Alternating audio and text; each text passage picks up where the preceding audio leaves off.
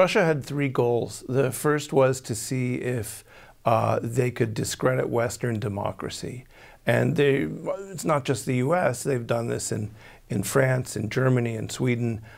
This is a larger goal for them, to defend their own regime. The second was to see if they could affect the outcome of the election by creating false news, by changing how people think. And in that they were relatively successful. They're using the material hacked out of the DNC and then leaked.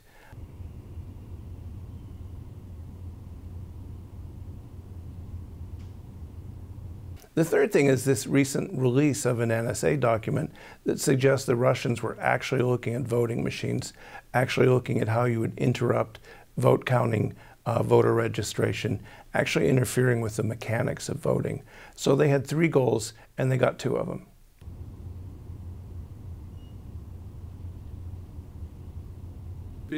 It should be shocking, but it isn't, because the Russians are very skillful.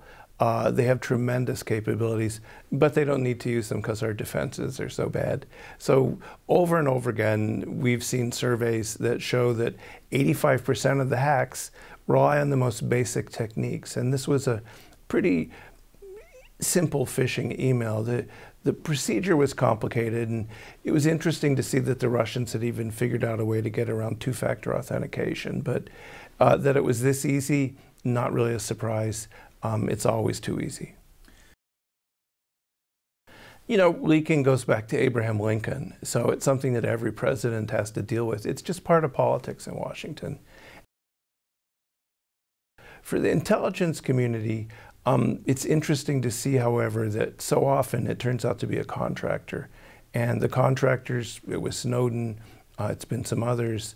You know, maybe we need to take a harder look at contractors, because that's where part of the problem lies. But the other part of the problem is this is just politics. Welcome to Washington.